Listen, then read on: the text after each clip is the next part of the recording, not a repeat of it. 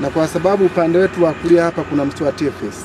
Subscribe, comment and share Kalamu TV Online. Tumeona ni vizuri tukapanda hapa ili kuendelea kuongeza uhifadhi wa mazingira katika maeneo yetu. Tanganyika tunafanya biashara ya kaboni. Inakubali na inastawi biashara kwa sababu ya kuwepo kwa misitu na utunzaji wa mazingira. Hivyo TANROADS ambao ndo wamiliki wa eneo hili basi wajulishe kwamba kuna miti imepandwa hapa, wawe sehemu ya waangalizi na watunzaji. Lakini viongozi wa kitongoji hiki, kijiji, kata, tarafa, haya ni maeneo sasa ya kutazama. Asipite mmoja kati yetu akuta kuna mifugo hapa afa akaiacha. Lakini jambo la pili katika hilo, ili kutengeneza uelewa na ufahamu kwa wafugaji, wekeni vibao vinavyoonyesha kwamba eneo hili sio la malisho, na atakayebainika akichunga na kwa hiyo mzigo miti hii basi ifahamike kwamba sheria itachukuliwa dhidi yake, na kuweka angalizo hilo litasaidia wananchi kufahamu.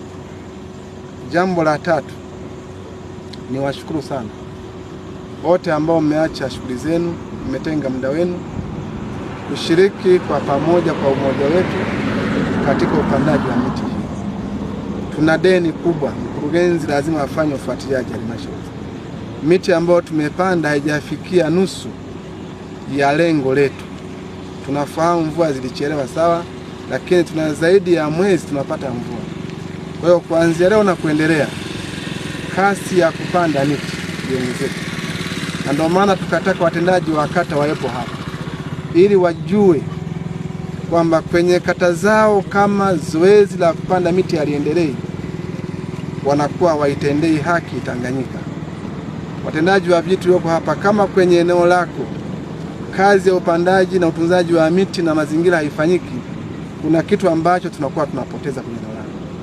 Kwa hiyo niwatake wote tusimame pamoja kuendeleza, tuwekeane muda kwamba kuanzia leo kwa kipindi cha wiki 2 mbele tuwe tumeshamaliza lengo letu la hiyo miti milioni 2 na ngapi na 61,000. Itaifanya Tanganyika kuwa wilaya ya mfano. Ninyi mmekuwa mashuhuda, halmashauri takribani kama 60-70 zimekuja kujifunza utunzaji wa mazingira.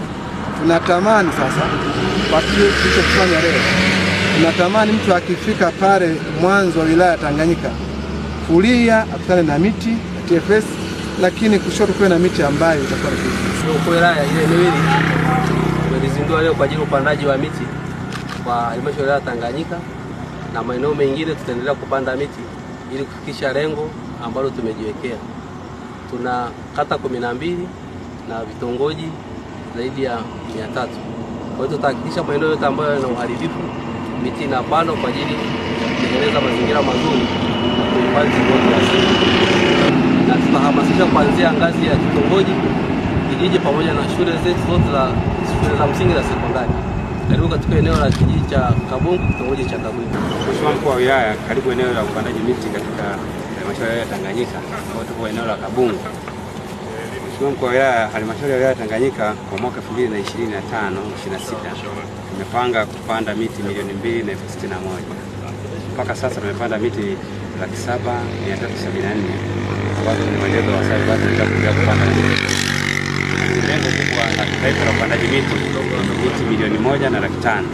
Kwa sasa sisi tuna changamoto ya uharibifu kubwa, kwa sasa halmashauri tunashirikiana na wadau mbalimbali tumeamua kupanda miti milioni 2,061, lakini kwa sasa tuko milioni 7,074. Kwa hiyo tunaendelea na hii miti. Mheshimiwa Mkuu wa Wilaya, hii ni mti unaitwa mkola tuliopanda leo.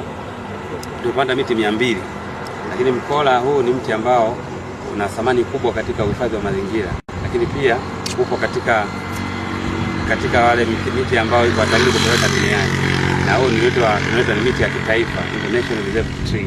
Kwa hii tunahamasisha katika uhifadhi wa miti hii, na tunahamasisha watu mbalimbali waweze kupanda hii miti.